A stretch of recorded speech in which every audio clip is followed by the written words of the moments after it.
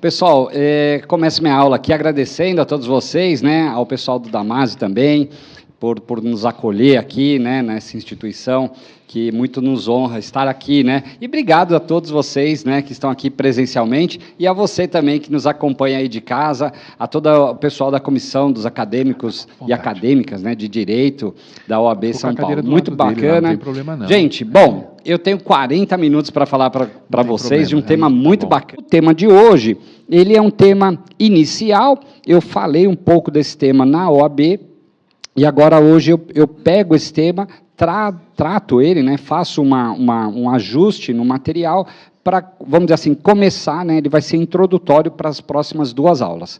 Tudo bem, gente? Muito bom. Bom, vamos lá. Cadê aqui? Onde é que eu mudo aqui? Deixa eu ver. Maravilha.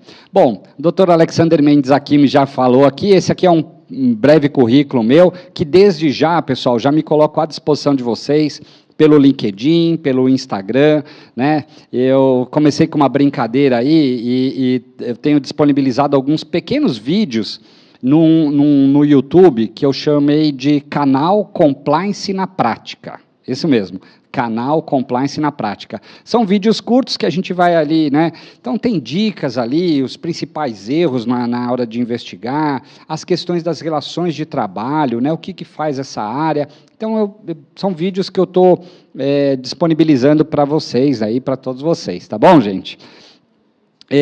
Aqui, então, um pouco da minha experiência, né? Os locais que eu passei.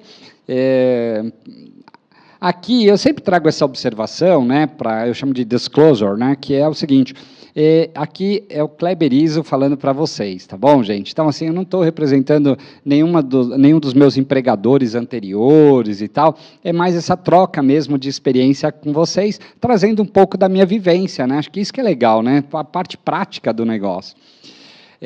Bom, vamos lá, gente, a gente tem que primeiro, quando falar em compliance, a gente precisa alinhar as nossas expectativas, né? Vocês estão me ouvindo bem? Não? Está tranquilo aqui? Maravilha. Por quê? Uma coisa é a expectativa e, como diz outra, a realidade é bem diferente, né? Bom, queria atualizar aqui um pouco de informação para vocês. Sempre... Bom, vamos lá. Corrupção. Cada hora que eu pego esse slide, eu vou colocando uma coisa aqui. É impressionante como o assunto corrupção ele está presente no mundo inteiro. É impressionante isso. Por mais que os países tenham adotado mecanismos para redução, mecanismos de controle, a gente ainda vê esse tema sempre presente, né? Agora, com a Covid, né, poxa, diversos locais aí passando por isso. Bom, só que é o seguinte, gente, se você quer atuar no segmento de compliance, fazer nada não é uma opção para nós. Tá bom? Então, assim, é um tema que você vai, sim, precisar se impor muitas vezes, né? Muitas vezes você vai ter que se relacionar, ou vai ter que trazer aí informações que muitas vezes contrariam, se você está dentro de uma empresa, contraria às vezes ações que estão sendo tomadas dentro da empresa, né? Uma organização, então você vai precisar se impor, você vai precisar manter ali a tua opinião, né? E isso serve para diversos temas, pode ser uma empresa, uma ONG, uma organização qualquer. Bom, quando a gente fala em corrupção, existe sim, né, uma forte influência internacional. No Brasil, a gente vê cada vez mais as operações da Polícia Federal. Aqui eu coloquei Polícia Federal, né, mas todos os órgãos, a Polícia Rodoviária Federal também tem atuado muito nessa questão. Os órgãos de controle do governo, né, o CGU, por exemplo, a Controladoria Geral da União, né, os ministérios, Ministério Público Federal, os órgãos também de controle estaduais, municipais. Então, o que a gente tem visto é essa sintonia, essa sinergia de diversos órgãos que estão atuando contra, né, no combate à corrupção. Uma curiosidade, não sei se vocês lembram, né, mas até um tempo atrás, sempre que terminava o jornal, aparecia lá alguém carregando um computador ali, já lembra dessa imagem assim, da Polícia Federal, alguma coisa assim, ou então era aqui. Pessoal, hoje, pode reparar, vocês quase já não veem isso. Por quê? porque a tecnologia tem tomado conta do negócio, né? Então, hoje, nós temos mecanismos que nós conseguimos identificar um computador que foi formatado por mais de 30 vezes. E eu consigo recuperar, a gente consegue recuperar a informação. Então, esse tipo de mudança, do ponto de vista tecnológico, também tem impactado na área de compliance, né? E eu vou falar mais para frente aqui, quando a gente conversar sobre a questão das entrevistas, né? Como é que eu faço uma entrevista? Hoje em dia a gente está remoto. Hoje em dia a maioria está gravando. E aí, como é que eu faço se eu tiver que chamar um empregado ou chamar uma pessoa para prestar um depoimento? E se ele está como a gente chama, em trabalho remoto, né? Em home office ou teletrabalho? Então, essas coisas, elas têm impactado diretamente no nosso direito, no nosso dia a dia, né? Voltando aqui para a gente seguir. Então, olha, de fato, tem acontecido, né, essas várias operações em todos os lugares, as multas, elas estão cada vez mais altas. Olha que interessante, né? A lei anticorrupção, ela é de 2015, né? O decreto 2015, depois eu vou mostrar para vocês ali. E o que acontece? Quando surgiu, o valor das multas começou a aumentar. Hoje, o que a gente tem visto nos tribunais são formas de negociação desse tipo de dívida. Porque tem empresa que falou o seguinte, olha, o valor é tão alto que eu não consigo pagar. Então, a gente está nesse momento, tem inclusive alguns escritórios de advocacia que estão negociando esse tipo de penalidade, porque senão a pessoa não consegue pagar, ela quebra a empresa. Então, assim, a nossa legislação, nesse sentido, ela veio de uma forma muito forte, muito pesada nesse sentido, né? Outra coisa também é o seguinte, o nível das prisões, o nível que eu digo é o seguinte, dentro das organizações, antes a gente via assim, era aquela pessoa lá que causou o problema, que era mandada embora. Era o outro. Hoje, mudou. São gerentes, diretores, donos, CEOs, né, dessas empresas, das organizações, e não raramente a gente vê na mídia aí essas pessoas respondendo, né, ou então tendo a sua liberdade privada por conta disso. Então, a gente tem que tomar esse cuidado, né? Você vai atuar no segmento do compliance, são essas pessoas que a gente precisa sensibilizar. Porque antes ele falava, isso aí não é comigo, foi o fulano que fez. Hoje já não dá para fazer mais isso. Hoje, essas pessoas estão respondendo civil e criminalmente pelos seus atos, né? Mas já respondiam antes, professor. Sim, mas com a legislação aumentou esse tipo de cerco, né? Deu uma apertada nesse tipo de conduta. Nós vamos seguir aqui mais um pouquinho, gente. Bom, corrupção é um retrocesso mundial. Uma coisa que eu trago para vocês, naquele último item ali, gente, é o seguinte, é uma questão de sobrevivência. Por quê? Tanto aqui eu coloco, né, imagem, talentos e a questão do mercado. Primeira coisa é o seguinte, gente, hoje, o que as empresas estão passando? Vou trazer aqui para vocês uma experiência interessante. O jovem hoje, ele começa a escolher aonde ele quer ficar, aonde ele quer trabalhar. Então, dificilmente alguém vai querer trabalhar numa empresa que tem a imagem dela comprometida. Dificilmente um jovem vai olhar e falar assim, eu quero trabalhar naquela empresa porque ela é corrupta. Provavelmente não. Então, a atração, chamada atração de talentos, ela está sendo revista.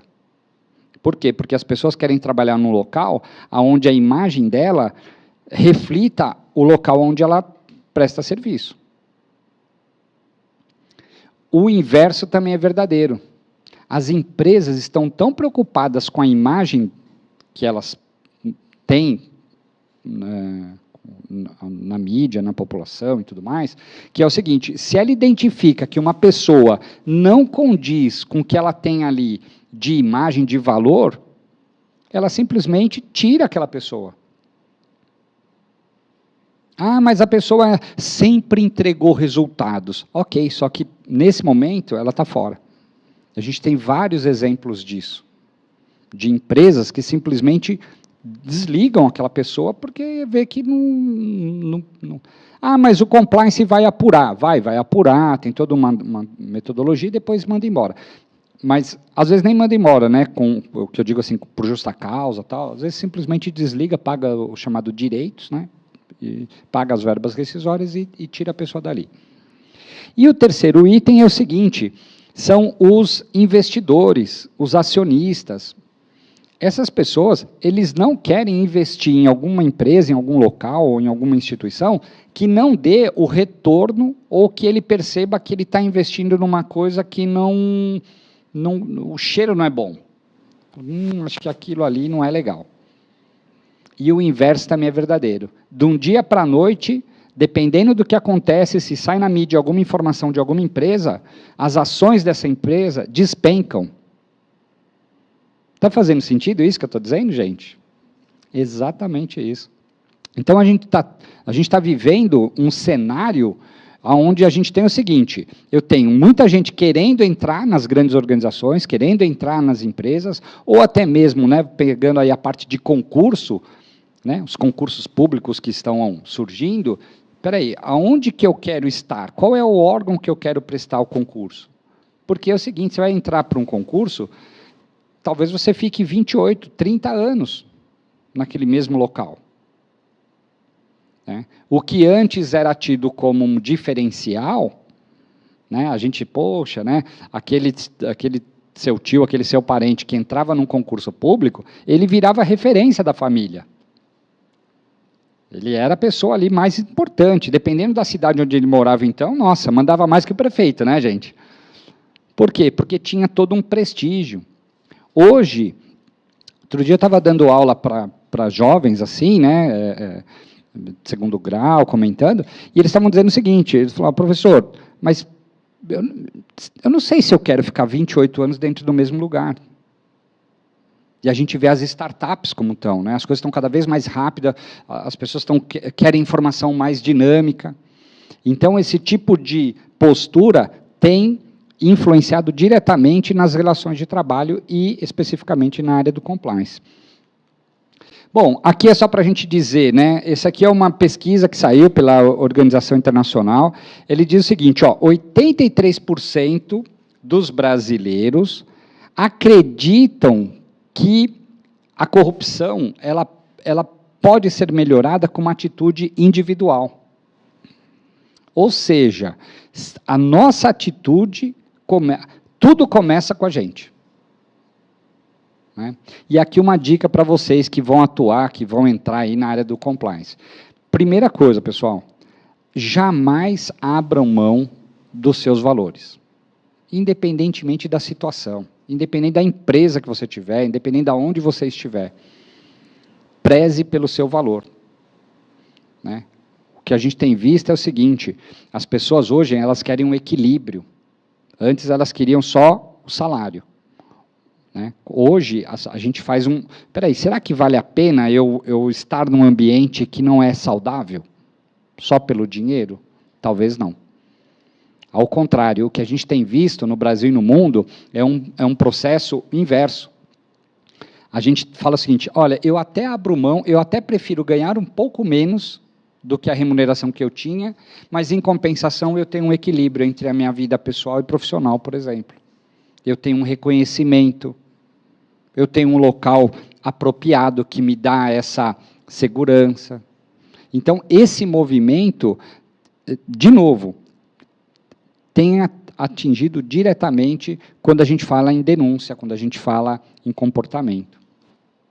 Bom, antes da lei anticorrupção, como é que era? Essas frases aqui, gente, é minha experiência, eu cansei de ouvir isso. Chegava lá, ia apurar um caso, uma denúncia, ah, não, doutor, não, isso aí foi uma coisa pessoal, pontual. Não, pontual não, como é que a gente sabe que foi pontual? Muitas vezes aquela atitude ela já era rotineira, mas quantos de nós, quando a gente vai apurar alguma coisa, a primeira resposta que a gente tem, quando vai entrevistar, abordar alguém, sabe qual é? Ah, eu não sabia. Ah, eu não sabia. Poxa, não sabia. Enfim. Outra coisa, as pessoas, quando identificam um problema, não, o senhor pode ficar tranquilo que nós vamos transferir ele imediatamente. Gente, transferir uma pessoa que estava fraudando a empresa? Ou que estava cometendo um ato ali irregular em qualquer órgão ou instituição? Não, né? Não é a melhor alternativa. Uma outra coisa, né?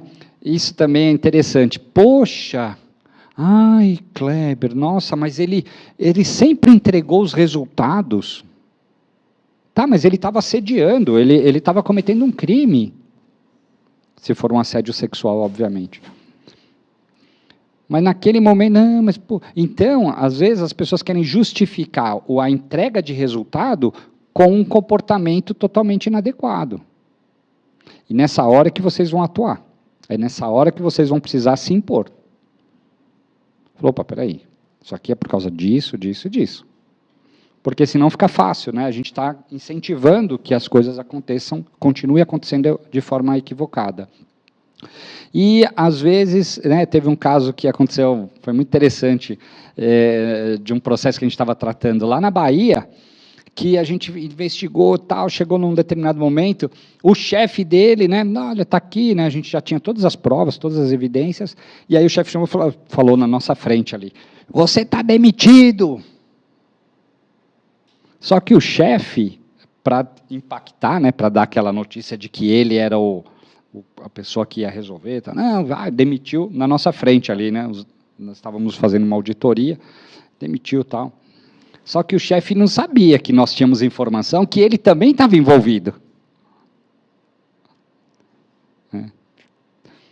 Então, na hora ele quis meio que, não, está demitido, tal, colocou a culpa toda no rapaz ali, só que nós já tínhamos toda a evidência que era quem trabalha, depois a gente vai falar sobre investigação, mas é muito interessante quando a gente começa a chamar, você já ouviu a expressão puxar o fio da meada, que você fica, uma coisa vai vindo, quando a gente percebe, cara, tem tanta coisa por trás daquela denúncia, enfim, eu vou acelerar um pouco aqui, porque meu tempo está... Mas só para dizer o seguinte, ó, aqui nessa República, Constituição Federal e Compliance, só para dizer o seguinte, vocês que são estudantes de direito sabem como é que é. A legislação ela tem um tempo de maturidade. Aqui é só um comparativo, olha só, a gente tem, olha o tempo de república que a gente tem, quanto tempo existe a Constituição Federal de 1988 versus a nossa legislação de compliance. Detalhe, a gente tem que lembrar que nós ainda, né, temos uma cultura, parece que a corrupção ainda que é aceitável em alguns casos. A gente fica muito indignado com a corrupção que acontece longe da gente. No Congresso ou em alguma instituição, longe da gente. Mas a gente tolera aquelas pequenas corrupções que estão muito perto da gente. Muito próximas de nós. E é aí que a gente tem que atuar, dentro dessas camadas da corrupção. Bom, pessoal, mas e aí, o que é compliance? Aí está lá o verbo, né, que vem do inglês, to comply with, que significa seguir todas as normas, todos os procedimentos, estar em sintonia, né, respeitar. Então, isso é o que significa compliance, né, bem assim, resumidamente, essa norma. Uma dica também para vocês é o seguinte, na área pública, nós não utilizamos essa terminologia compliance, nós usamos a própria CGU, né, utiliza a terminologia integridade.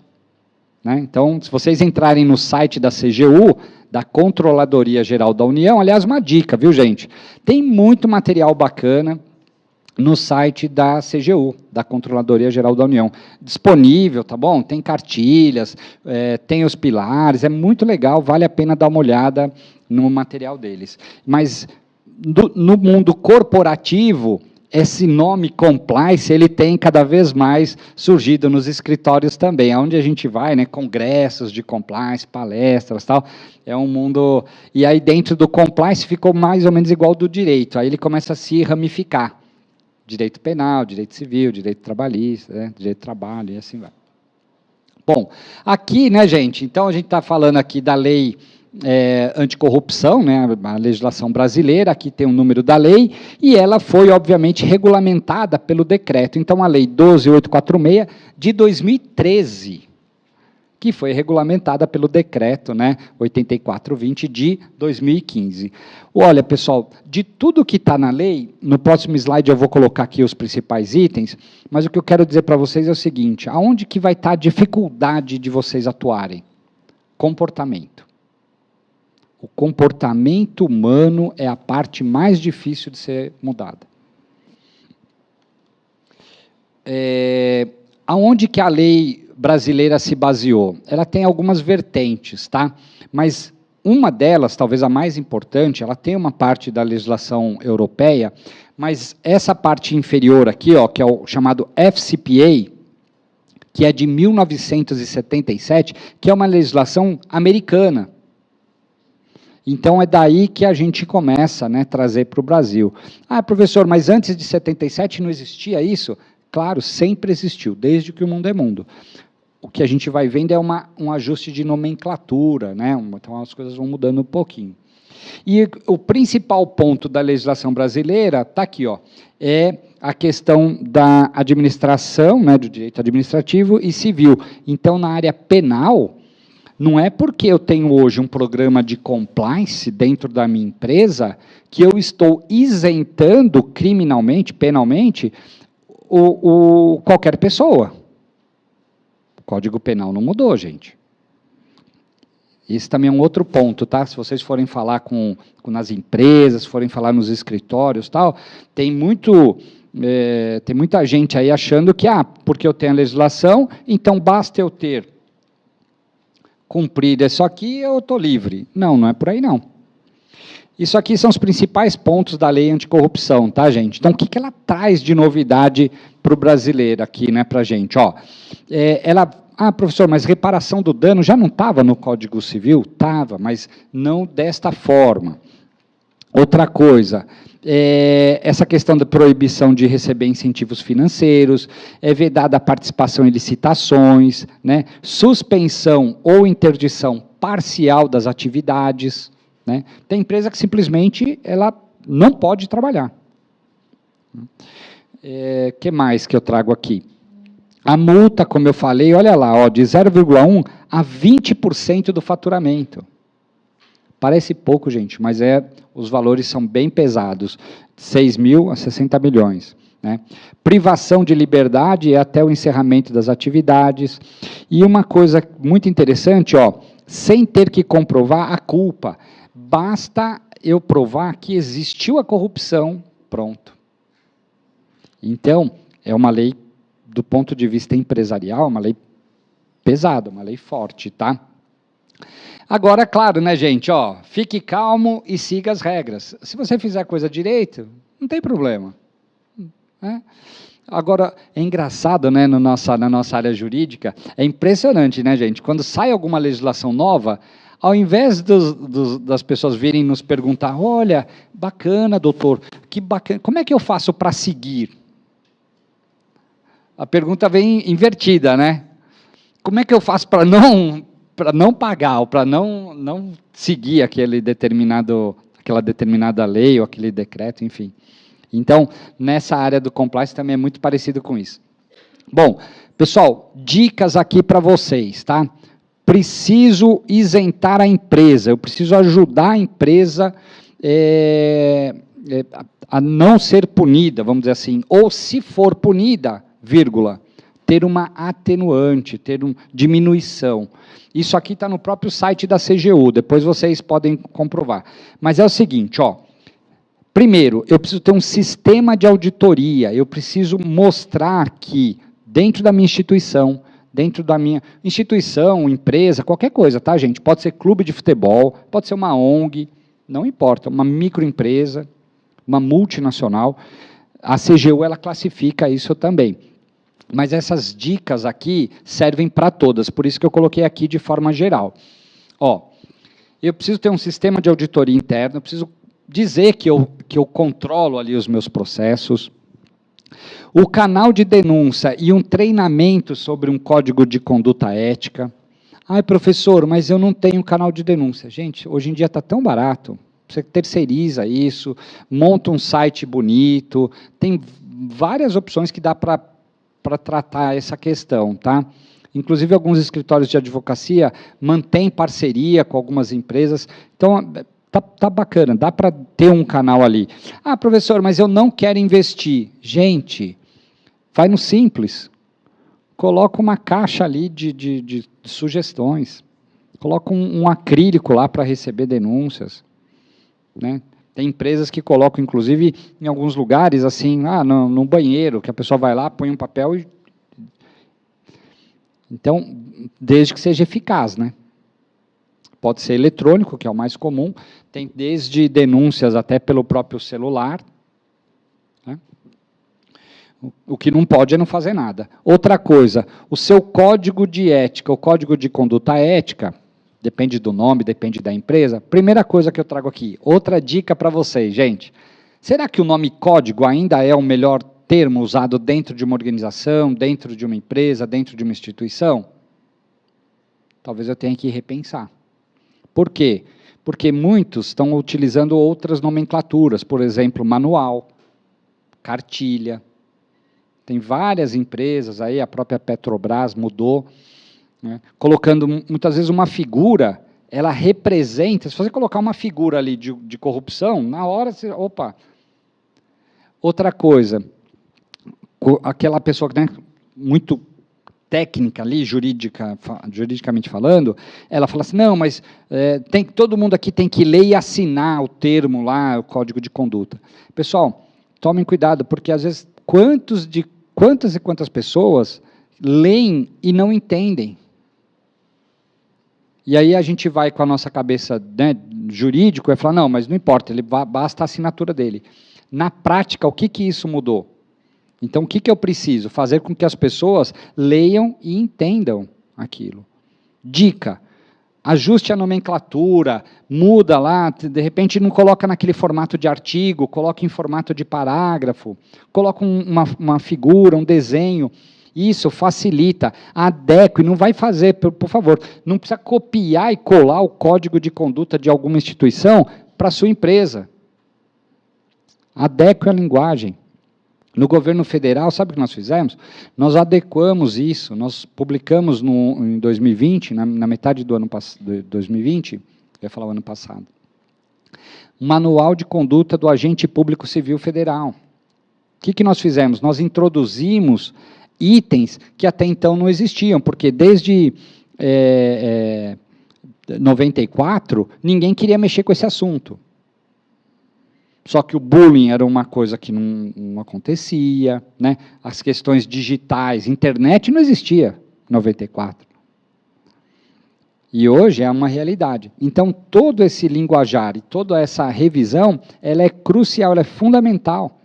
Se você trabalha em algum lugar e já assinou um código de ética ali, já assinou aquela li, recebi, tal, dê uma lida.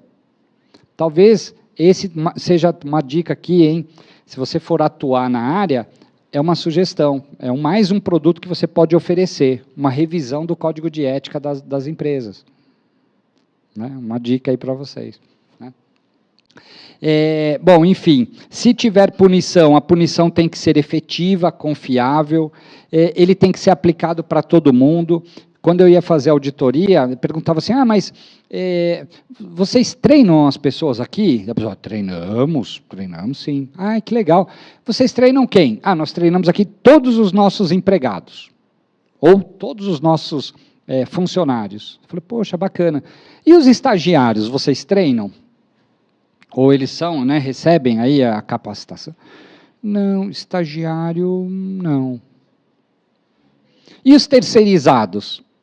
Não, terceirizado, professor, a terceirizada é a empresa dele que tem que fazer? Claro, é a empresa dele.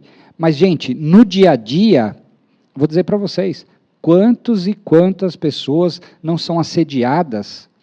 Quantos estagiários que não foram, ou estagiárias, enfim, não foram assediadas, por exemplo, dentro de uma organização? Quantos terceirizados ou terceirizadas que às vezes não são testemunhas, muitas vezes, de uma corrupção, de um crime, de uma fraude? Então, quando a gente fala em capacitar, em treinar, até porque a tecnologia está mais barata hoje, invistam em treinamento, capacitem essas pessoas. Porque, muitas vezes, é ela que vai ser a sua testemunha, é ela que vai ajudar a esclarecer uma coisa que aconteceu ali dentro da empresa, ou dentro daquela instituição. Né? Então, uma coisa que está na lei, a outra coisa que eu estou trazendo para vocês aqui é, além disso, é a parte prática. E, pensando, de novo, se eu tiver que investigar, como que eu faço? Porque muita gente, inclusive, tem até medo, a falar, não, às vezes um vigilante lá, você viu? Puxa, não vi. Aquela secretária que está ali às vezes ela já presenciou, ou já foi vítima, às vezes, de alguma coisa que não era adequada, e ela, não. O que acontece? Essas pessoas preferem sair do que continuar num ambiente desse. Gente, vou seguir aqui. Aqui é só para tratar da evolução da legislação, tá bom? Ó, de 2013, então ela traz a questão da responsabilidade objetiva. Gente, eu vou disponibilizar todo esse material para vocês, fiquem à vontade, né? A gente está transmitindo também. Eu só vou dar uma acelerada aqui em razão do tempo. Posso passar? Ok, obrigado. Aqui, então, aquela questão, né, da teoria da responsabilidade, né, esse é o que está no nosso Código Civil. Aqui, interessante é o seguinte, a evolução da legislação, então, parece que a gente está com essa questão do compliance há muito tempo, mas não, são 7 anos apenas. O que a gente tem visto é o seguinte, uma adesão muito grande dos órgãos e entidades, dos estados, dizendo o seguinte, independentemente do tamanho da sua empresa, você quer prestar serviço para mim? Quero. Você tem que ter um programa de compliance. Instituições financeiras, o Banco Central, em 2017, ele já obrigou, né, a todas as instituições financeiras, instituições bancárias também, a ter algum programa de compliance.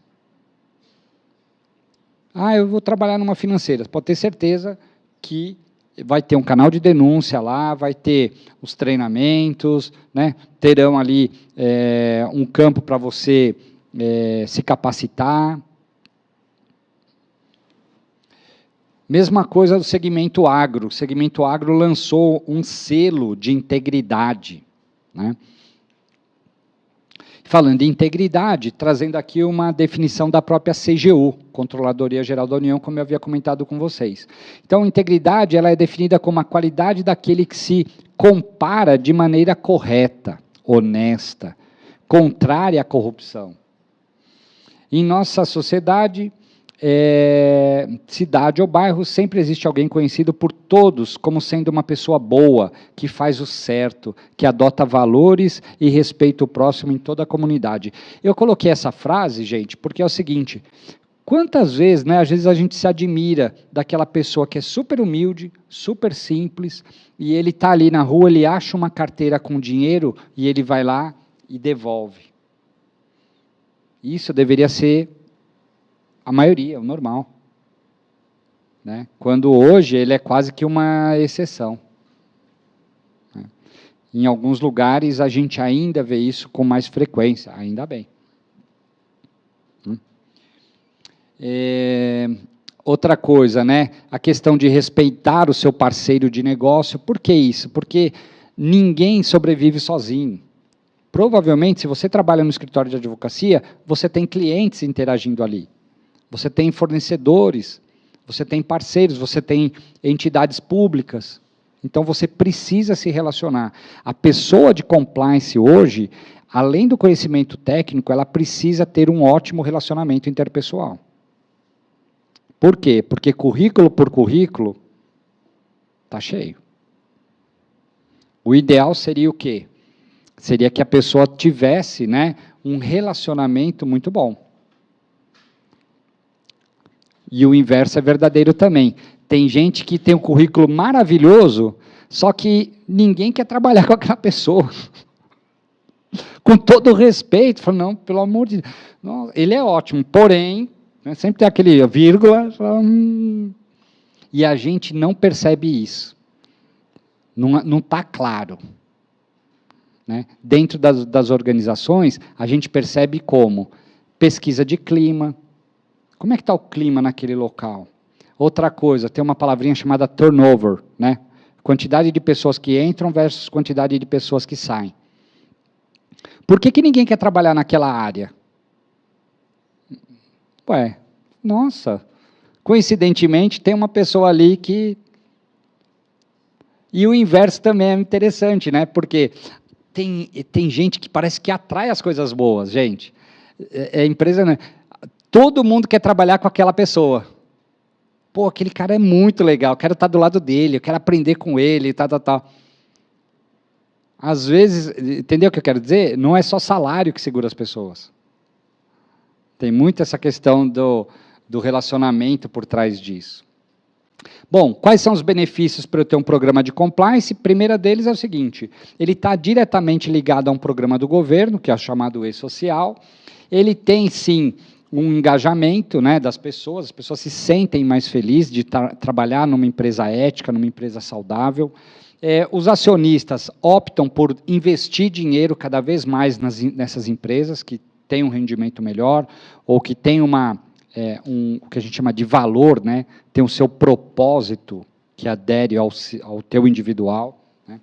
Então, enfim, isso para nós é muito importante. Os pilares do compliance, é isso que eu comentei no início da minha palestra. A gente vai pegar uma aula, gente, só para falar dos pilares, porque é importantíssimo isso. Nenhum programa de compliance, ele se sustenta se ele não tiver a base. Qual é a base? Aí aqui eu tenho alguns. Esses pilares aqui, eles mudam de acordo com cada empresa, de acordo com cada instituição, tá? Mas alguns que são importantes. O aval da alta administração, se o topo da empresa não...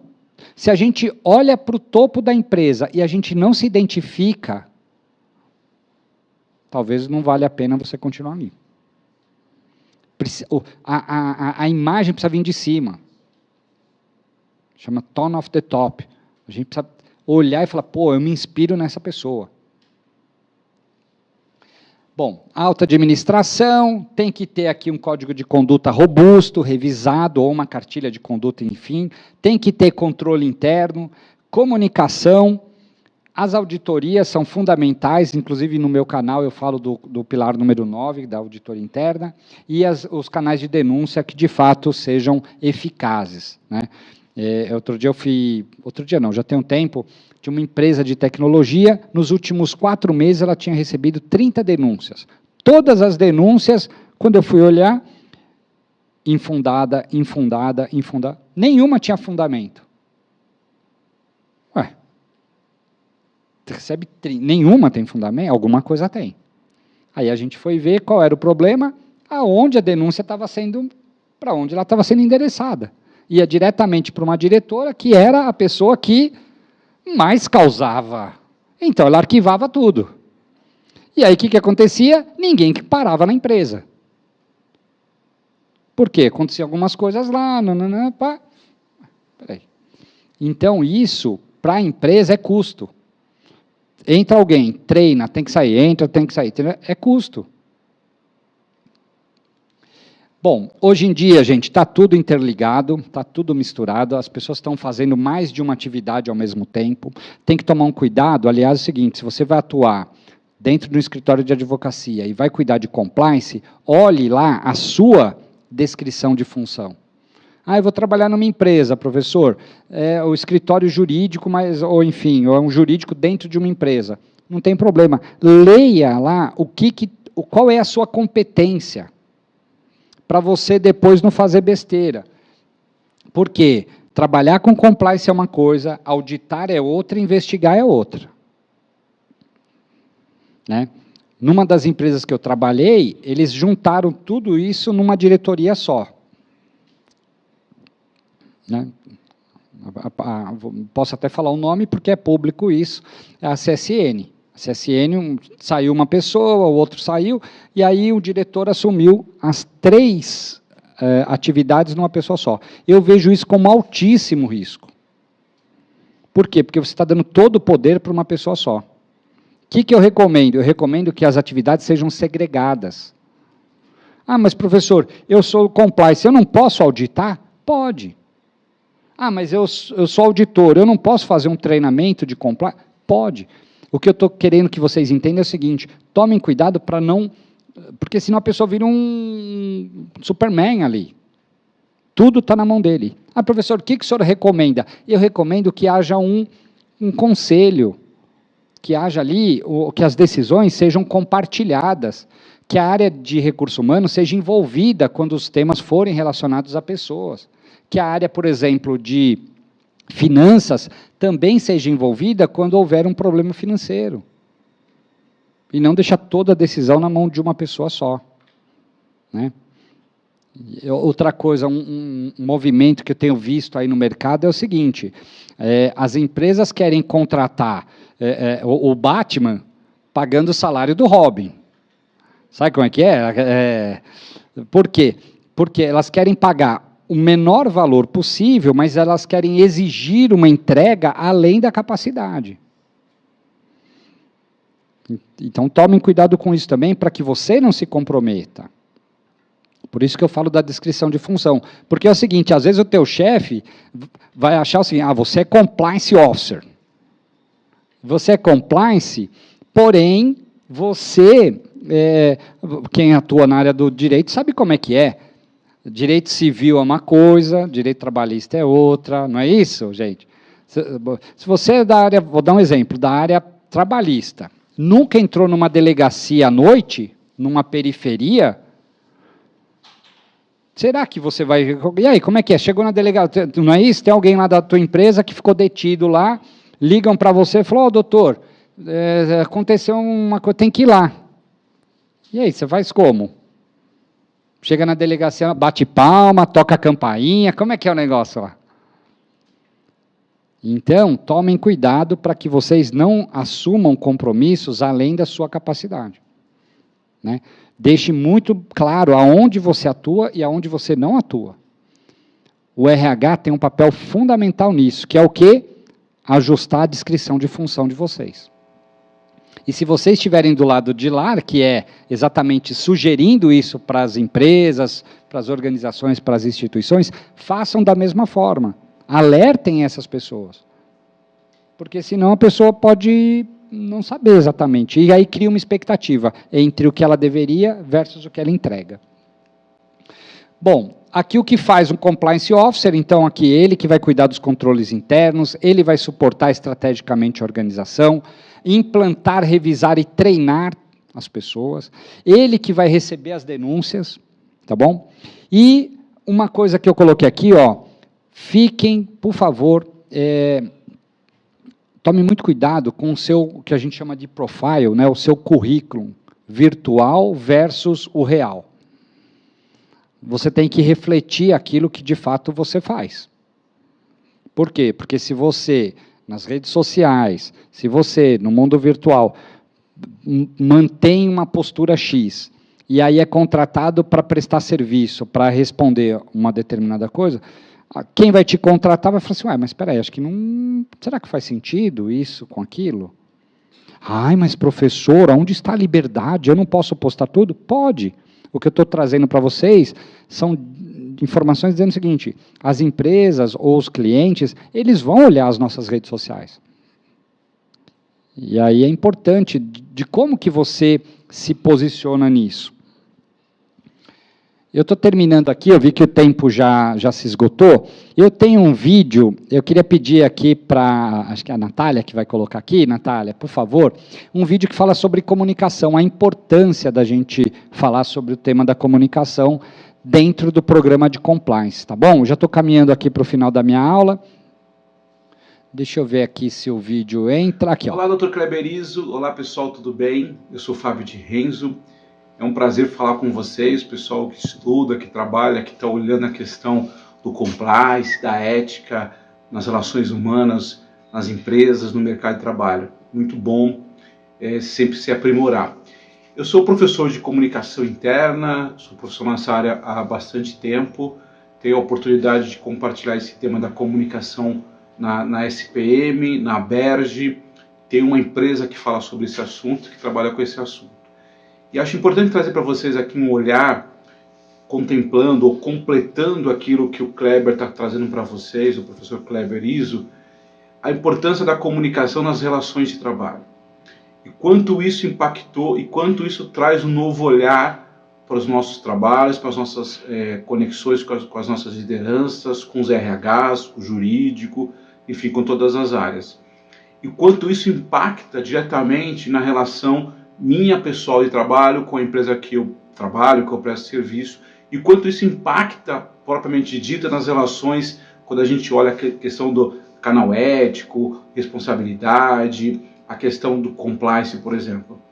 É importante destacar, eu acho que aqui é uma mensagem que eu queria passar para vocês, que o nosso modelo de trabalho, nosso modelo, digamos, de conexão com o ambiente de trabalho mudou ao longo dos anos, né? A gente sai de uma relação da máquina pela máquina, onde as pessoas trabalhavam, justamente, honestamente, mas trabalhavam naquele modelo, para uma relação hoje muito mais de conexão, de propósito, de fazer sentido, as pessoas se conectarem, as pessoas serem mais críticas, as pessoas questionarem as empresas, as lideranças, os processos. E eu acho isso bacana no ponto de vista de que a gente vai aprimorando, a gente vai trazendo novos olhares. Só que ao mesmo tempo traz um novo pensar. Eu, enquanto liderança da empresa, enquanto jurídico, enquanto RH, enfim, qualquer área, eu preciso entender que os públicos estão mais conectados, os públicos têm mais informações, os públicos falam aquilo, as pessoas querem falar, querem se expressar. E o que impacta isso diretamente no trabalho de vocês nesse estudo, quando a gente fala do canal ético, por exemplo, fala do compliance? Fala de um comportamento que a gente tem hoje mais aberto nas nossas empresas, e é o que a gente sempre esperou, não é? Que as pessoas possam falar, que elas possam compartilhar. Isso gera também um olhar para as nossas relações. Se eu não tenho canais, se eu não tenho caminhos para buscar essa informação, que possa acolher uma dúvida minha, uma reclamação minha, um ponto de referência meu, eu vou buscar em algum lugar, eu vou buscar nas redes sociais, a gente tem vários casos disso, né? Eu vou buscar nas redes sociais, eu vou buscar os meus contatos, porque a expressão, esse movimento de eu poder compartilhar com o outro é natural nosso hoje, que seja via rede social, que seja via material, que seja via conversa, enfim. Então, eu acho que o ponto de reflexão aqui para vocês que estão estudando esse tema e querem se aprimorar é olhar a comunicação, as ferramentas de comunicação, essa coisa que saía de um tempo atrás, que era só um telefone 0800 que eu tinha lá, para canais que de verdade acolhem as pessoas, canais que deixam claro o papel de ouvir o outro. É óbvio que aí tem um trabalho de vocês muito próximo, que é entender o que é esse questionamento, essa reclamação, essa denúncia, né? Entender a veracidade, enfim, essa é uma questão muito importante, que eu diria que é um trabalho mais específico de vocês, mas nas empresas que vocês trabalham, nas empresas que vocês prestam serviço, o ponto é, o que a gente está oferecendo de canais para as pessoas de verdade se manifestarem? Como é que os líderes lidam com esse tema? Porque se esse tema não é valorizado ou não é respeitado pela liderança da empresa, a chance que vocês têm, ou que a empresa tem, de perder a credibilidade é muito grande. Então, quando a gente fala um processo de comunicação, nesse tema específico, eu falo da questão dos canais claros, bem comunicados, bem abertos, bem disponíveis aos colaboradores, dependendo aí a atividade, dependendo aí a característica, pode ser uma intranet, pode ser o telefone, pode ser o e-mail, enfim, aí tem uma questão. E a liderança da sua empresa conectada, respeitando isso. Esse é um ponto muito importante. Espero ter uma outra oportunidade, através do professor Kleber, para a gente falar mais vezes. Como eu disse no início, eu sou profissional de comunicação interna, estou aberto a conversar com vocês, trocar mais figurinhas, poder se conectar mais, falar da importância da comunicação. Mas achei muito relevante esse olhar para vocês, tá bom? É um prazer, parabéns aí pelo esforço de todos, parabéns pela aula do Dr. Kleber Izzo e Fábio de Renzo. O Dr. Kleber vai passar para vocês depois os contatos. Quem quiser trocar alguma figurinha, falar um pouco mais sobre o site de comunicação, estou à disposição. Um grande abraço e uma boa semana a todos. Muito bem. Bom, e falando aqui de comunicação, né, a importância, o compliance e comunicação, eles estão diretamente ligados, gente. Eu até coloco ali, ó, comunica mais ação. A gente tem que ter a ação dentro da comunicação, né? A gente tem que tomar cuidado com o seguinte, com a cultura da empresa, né? Será que, como é que é essa cultura, né? Porque cada empresa tem um jeito, cada local tem um jeito, cada instituição tem um jeito, né? A parte mais difícil em todo o processo é mudar o comportamento, como eu havia falado para vocês. E o compliance, pessoal, ele é muito mais do que um programa, ele é atitude, né? Aqui a comunicação, ela tem que vir de cima para baixo, como eu falei, mas a gente não pode esquecer da média liderança. A média liderança, ela tem um papel crucial, porque às vezes o topo da empresa quer, a base da empresa até olha e fala, faz sentido, só que é o seguinte, às vezes alguns gestores jogam contra. Eles não fazem exatamente o que vem, e aí chega distorcido. Então a gente precisa fazer com que a média liderança trabalhe exatamente seguindo o que vem de cima para baixo. A gente chama de cascateamento, né? Cascading, né? Vem de cima para baixo. Senão, não vai funcionar. Bom, os canais de denúncia, aquilo que o professor Fábio comentou, antes, quando a gente começou a falar quando eu comecei a trabalhar com denúncia, a maioria era por ligação, a pessoa ligava. Hoje, pessoal, o comportamento mudou. Eu já estou encerrando a minha aula, mas o comportamento mudou. Por quê? Hoje, se você passa por algum processo assim, a primeira coisa que você faz, você posta nas redes sociais. Se for uma coisa negativa, você vai falar, segundo as estatísticas, para mais 10. Além de postar, você fala. Você manda isso, né? Então, isso impacta diretamente na área do compliance. Eu tenho amigos, amigas, que trabalham em empresas multinacionais, que falam assim, Kleber, o assunto chegou antes na mídia, quando chegou para nós, a gente não teve tempo nem de atuar. Vou citar 2 exemplos aqui. Um foi 2 homens que estavam conversando lá na Rússia, vocês lembram disso? Na época da Copa, conversando em português com umas russas lá, falando umas impropriedades. Lembram disso? Saiu na mídia, tá em todo... E acontece o seguinte, a pessoa do compliance chegou numa coisa assim tão ruim, porque descobriram qual era a empresa que eles trabalhavam. Resumindo, eles foram demitidos lá, por uma decisão da empresa. Falaram, não, independente de apurar, não quero nem saber, manda embora. Mas manda embora.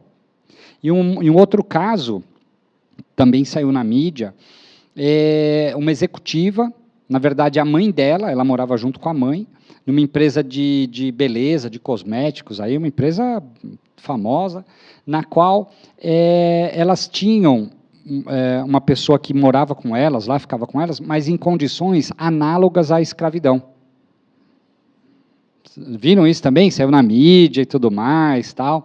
E essa executiva, era uma executiva, né? Com rendimentos assim muito bons, uma entrega boa, uma pessoa super, né, um currículo maravilhoso. Porém, porque saiu na imprensa de que ela estava ali, né, numa condição tal. E aí, quando foram entrevistar a senhorinha que trabalhava lá na casa delas, falou, olha, eu não consigo ir para casa, não consigo isso, não tenho férias, não sei o quê, tenho que trabalhar isso, enfim. E aí foi caracterizado. Esses 2 casos, gente, que saiu na mídia, o compliance officer, né, na verdade, eram 2 mulheres que são compliance officers dessas 2 empresas, não tiveram condição nem de atuar. Simplesmente só fizeram o processo de desligamento, né? Então, essa é a importância da denúncia aqui, né? Tomem cuidado, porque nem sempre você vai, vou atuar com compliance, vai ficar sentadinho ali esperando chegar uma denúncia. Às vezes, não é assim que funciona. Tomem cuidado só com o que eu chamo de kit compliance, porque tem muita empresa vendendo para todas as empresas. Eu te faço... você quer implementar um programa de compliance? Quero. Então eu vou te dar o canal de denúncias, o treinamento e o código de ética. E faço um valor X aí. Tomem cuidado com isso, tá? Porque é pegar o enlatado, pegar aquela coisa pronta e tentar enquadrar em todo... Só que é o seguinte, são instituições diferentes, a gente tem que avaliar, não é assim, não é tão simples como o que eu tenho visto aí no mercado. Aqui a importância da gente ter as certificações, tem muita empresa que briga por isso. O selo Proética é talvez hoje, para as empresas, o mais difícil de ser conseguido, tá? Mas existem outros. Aqui, só para fechar, né, as pessoas perguntam, professor, mas eu posso demitir alguém por causa de compliance? O que vocês acham, gente? Pode ou não pode? Claro, pode, deve, exatamente, né? Então, o que eu trago de ressalva a vocês é o seguinte, recebi uma denúncia, vou apurar aquela denúncia, a decisão, ela tem que ser, no que a gente chama aqui na linguagem mais jurídica, né, fulgor do negócio, né, naquele momento. Porque passou um tempo, você recebe a denúncia, demora para punir, perdeu ali, né, a eficácia, né, perdeu aquele... Na aula de investigação a gente vai bater um papo sobre isso, é muito legal. Mas só para criar aqui em vocês uma curiosidade, sim, posso. Tá? Tomem cuidado com as medidas disciplinares, esse é um outro ponto que as empresas às vezes pecam. Por quê? Porque eu tenho um programa de compliance, e muitas vezes a decisão não é demitir, às vezes é aplicar uma medida disciplinar. Ali, pisou na bola, fez alguma coisa errada, e eu preciso ajustar aquilo. Só que é o seguinte, gente, tomem cuidado, porque a diferença do remédio para o veneno é a dose.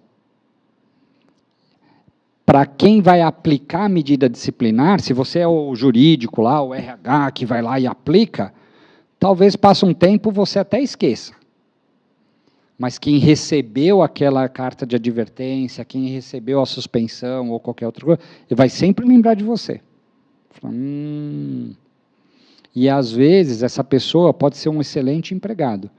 Dependendo de como foi conduzido o processo ali de apuração, de medida disciplinar, tchau, a pessoa não fica. Ela se sente mal com aquilo. Então, tomem cuidado, tá bom? Bom, o que não pode? Demorar para iniciar as investigações. Isso aqui, inclusive, eu gravei um vídeo pequeno falando disso.